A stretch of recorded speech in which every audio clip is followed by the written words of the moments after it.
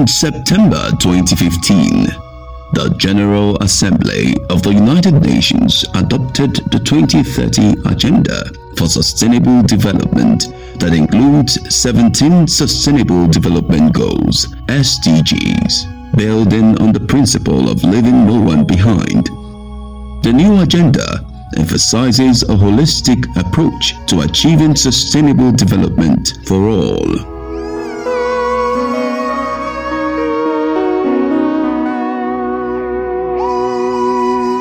The 2030 Agenda has reinvigorated national development planning processes as countries work to align their national development priorities with global goals for sustainable development.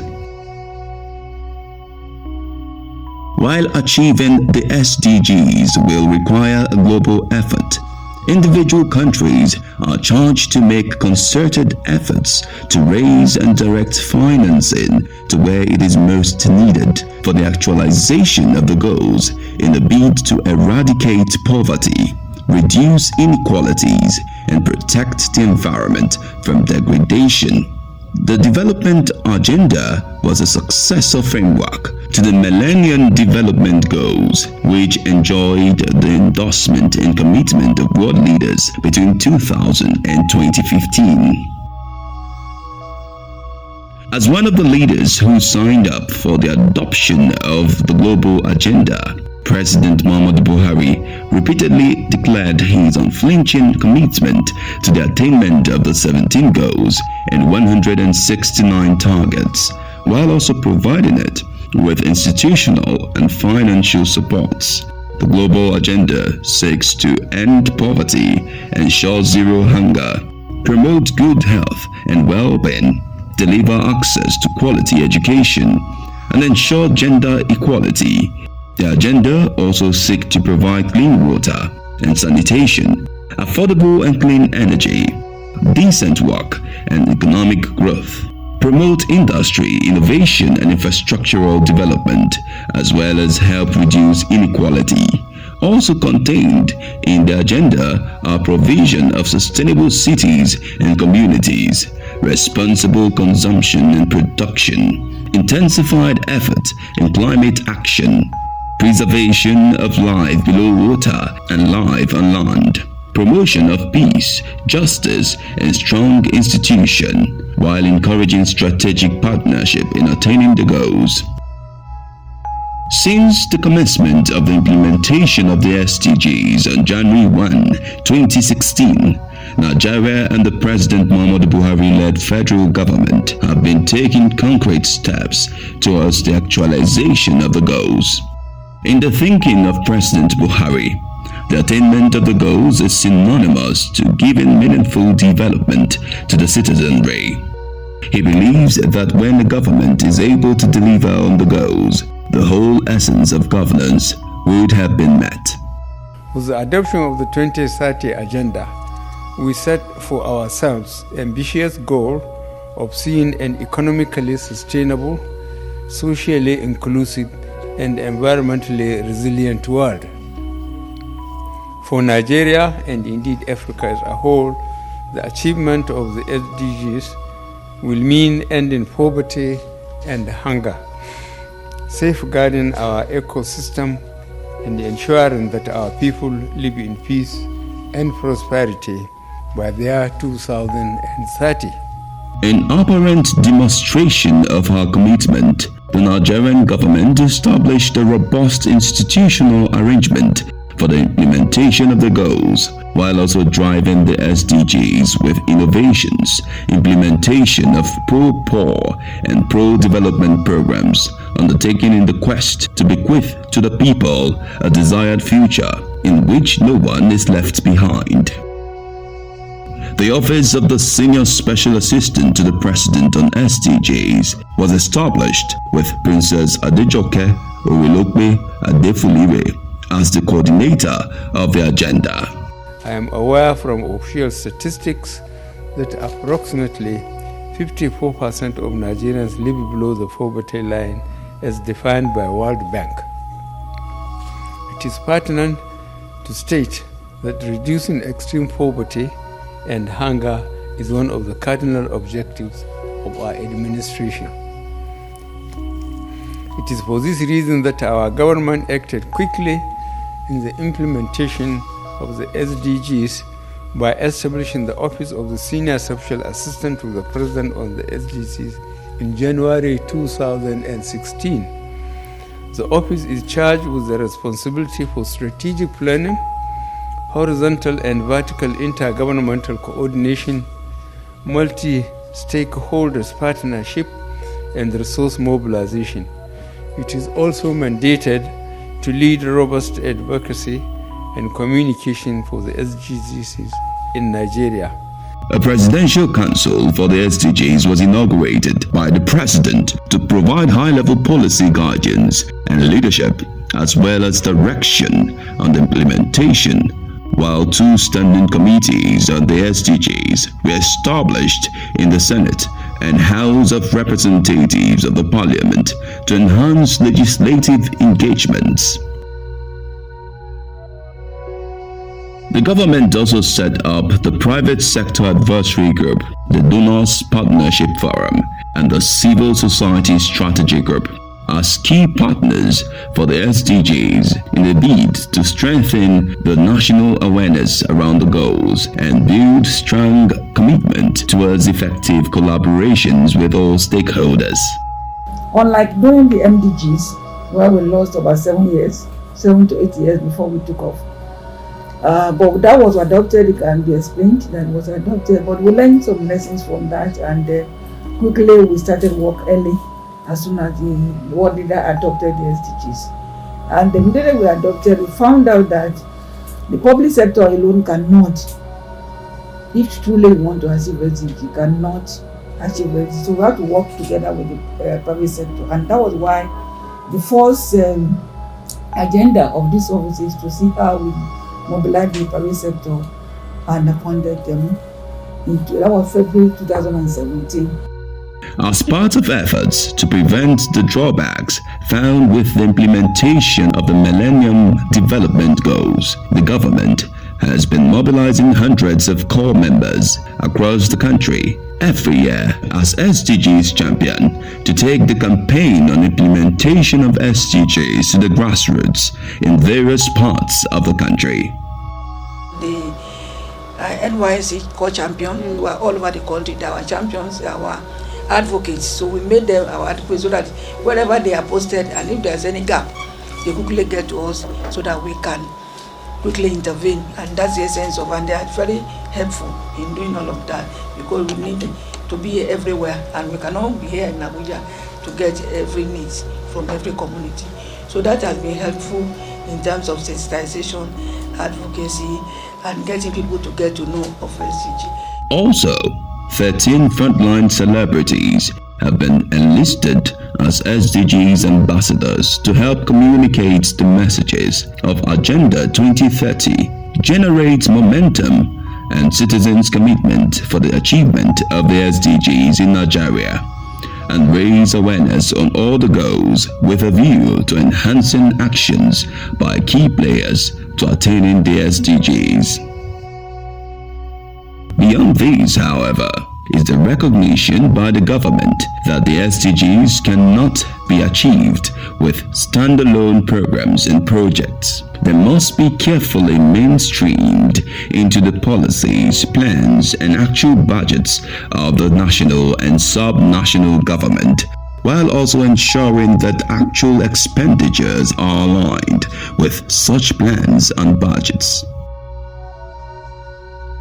The government integrated the core areas of concern to the SDGs, such as food security, agriculture, inclusive growth, industry, infrastructural development into the Economic Recovery and Growth Plan (ERGP) 2017 to 2020.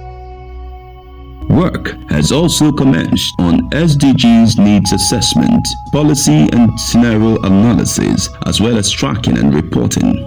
Indicators have been developed, and the SDGs baseline survey has been finalized to address the lack of accurate and reliable data for planning, and tracking performances across the 3 tiers of government. And to further back these thoughts with action, the government in 2017 commenced the process of domesticating and customizing the Integrated Sustainable Development Goals (ISDG) simulation model and was officially launched in 2019 at the sideline of the 74th session of the UN General Assembly in New York.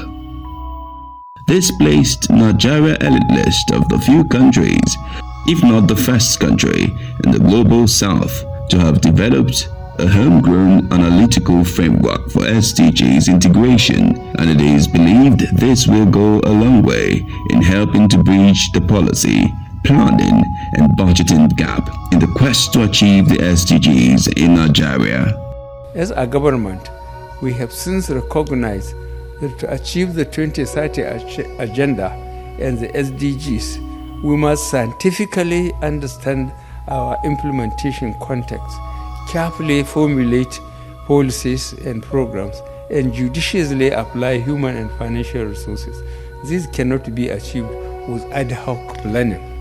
It was our genuine desire for scientific planning and implementation of the SDGs that made Nigeria to commence the process of domestication and customization of the Integrated Sustainable Development Goals model in 2017. Nigeria is taking a giant leap to ensuring that actual expenditures are aligned with such plans and budgets. Emphases are made on effective interagency and subnational coordination and collaboration, while providing for robust and comprehensive national statistical information system for monitoring progress on the SDGs, with the realignment of the national statistical system and signing of the data bond with the ministries, departments and agencies, as well as the sub-national government. In the implementation of the Sustainable Development Goals, sustaining financing, strategic policies and impact programs are major requirements. Against this backdrop, the Buhari administration has been reinforcing government and stakeholders' commitment towards financing the SDGs in Nigeria. The government has also developed a 10-year plan for the implementation of the SDGs, while efforts are being intensified to come up with a sustainable financing mechanism tagged Integrated National Financing Framework (INFF) for sustainable development. The move underscores the country's commitment to taking a holistic, data-driven and long-term approach to the development of a financing strategy for the SDGs. It was also in line with recent steps, including the development of an SDG baseline performance indicator database and the domestication of an integrated SDG (ISDG) tool for data analysis and modeling. The Nigeria SDG model, the report of which we will officially launch today, will serve as a framework for robust, fact-based policy analysis, planning and implementation at all levels of government. It is expected to be used as a planning tool to complement existing ones currently in use at the national, sectorial, and sub-national levels.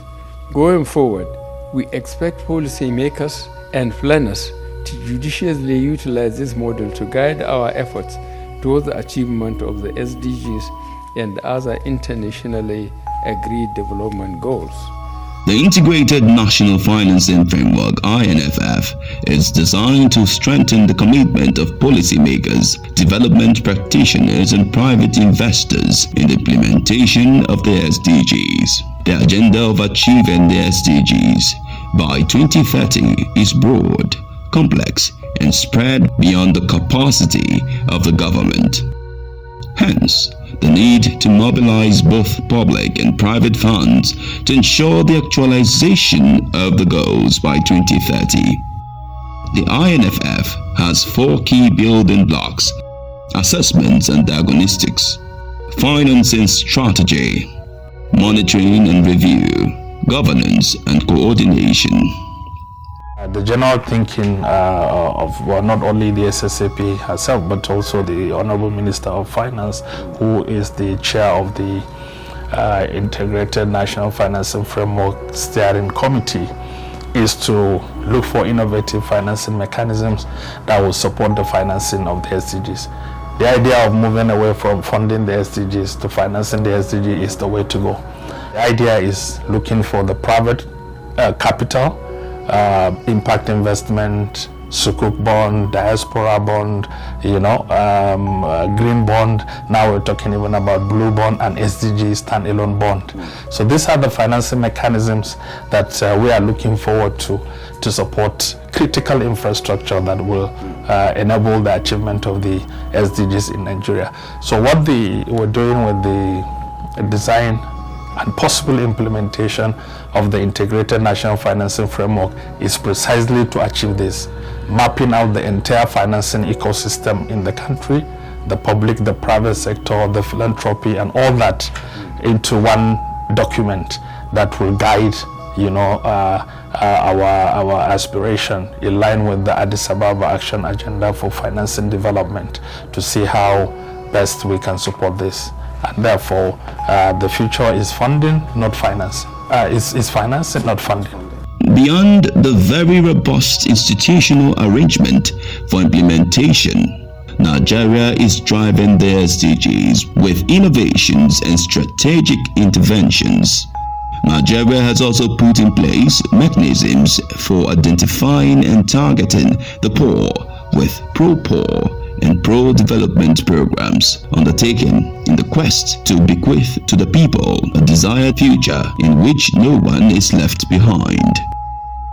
Key efforts in this area include massive investments in quality and inclusive education, healthcare and well-being, water and sanitation, as well as empowerments and skills development. We also provide some schools infrastructures to address to prepare for the out-of-school children back in school. We work with them closely and ensure that we support the local government in ensuring that we add more classrooms. In the last 4 years or 5, we have added more than 2,000 number of classrooms to what the local government should do and the state. When we came in, we found out that the infant and maternal mortality are high. With the support of the office and intervention that we have introduced, we have also completed both 149, 120 and 100 bed hospital in about 32 states of the population. So we hope that the remaining states will be, and FCT will be taken this year or next year by the grace of God. Of course, the critical infrastructure, which is primary healthcare center. As we speak now, we have done more than 200 primary healthcare centers to support some states, maybe I think all the 36 states of the Federation, to ensure that the local rural community, riverine community gets as a health coverage and they get well treated, and that is the spirit of leaving no one behind. In the development of a child, education has been described as an important key that can help unlock all the potentials. Education is also central to the attainment of other goals of the 2030 Agenda for Sustainable Development. Quality education, as provided for in Goal 4 of the SDGs, is critical to the bid to break from the cycle of poverty, reduce inequalities, achieve gender equality, as well as the other global goals.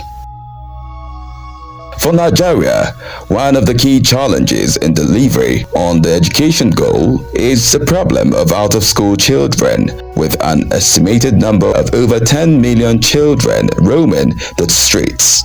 The task have been that of taking the children back into the classrooms by ensuring increased enrollment.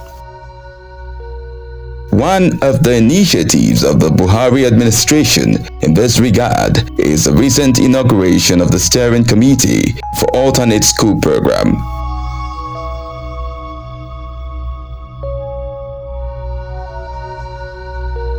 alternate school program has as its mandate to improve access to education for all Nigerian children in alignment with Sustainable Development Goal (SDG 4), which aims to ensure inclusive and equitable quality education as well as promote lifelong learning opportunities for all.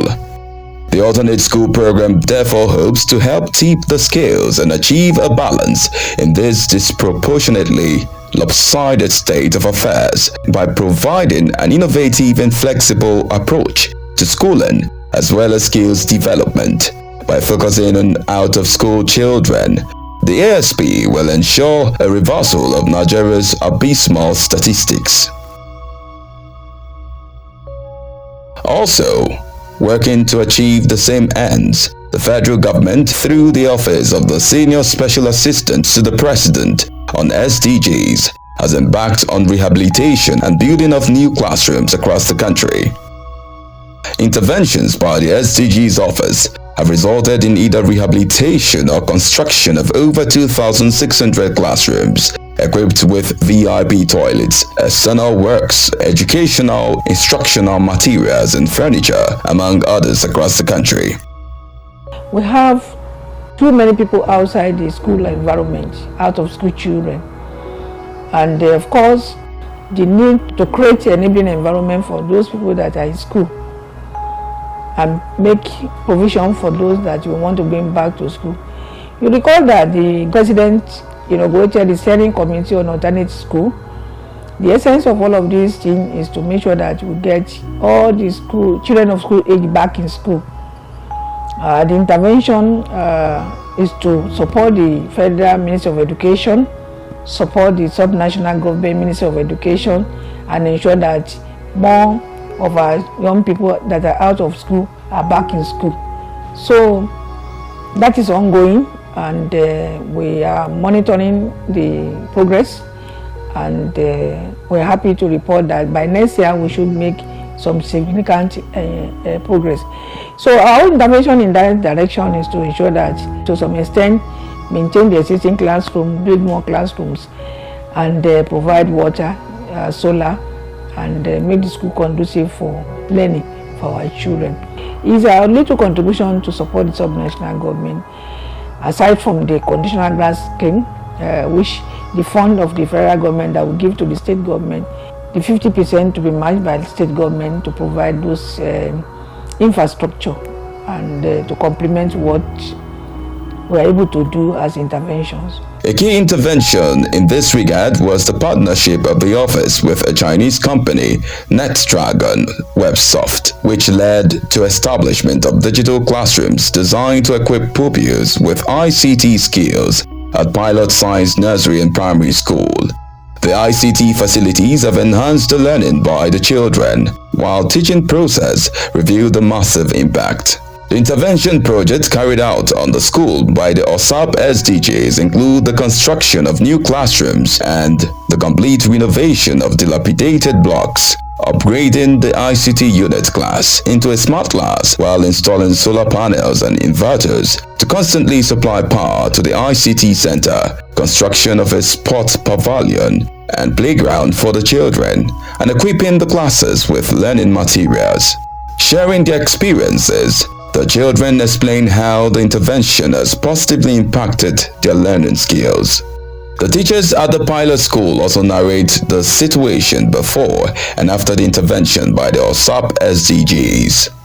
Yet, the pilot science school is only one of the numerous schools that have benefited from the massive interventions by the Office of the Senior Special Assistant to the President on SDGs. Just recently, the office completed the rehabilitation of 4 schools in Ota community of Ogun State that were established over 40 years ago, but had become dilapidated over the years.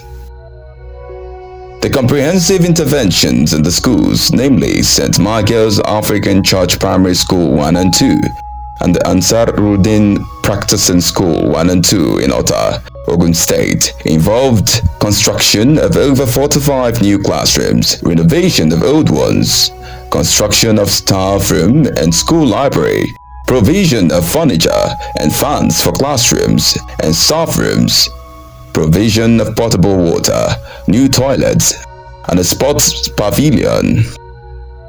The interventions, which have resulted in a total turnaround of the schools, are confirmed by the heads, teachers, and pupils of the schools, have elicited commendations for the federal government and the OSSAP-SDGs for bringing life back to the schools. Speaking recently to Agenda 2030, the Senior Special Assistant to the President on SDGs, Princess Orelope-Adefulire, said the interventions were part of the efforts of the Buhari's administration to create an enabling environment and support efforts of the sub-national governments to increase enrollment and bring children who are out of school back to the classrooms.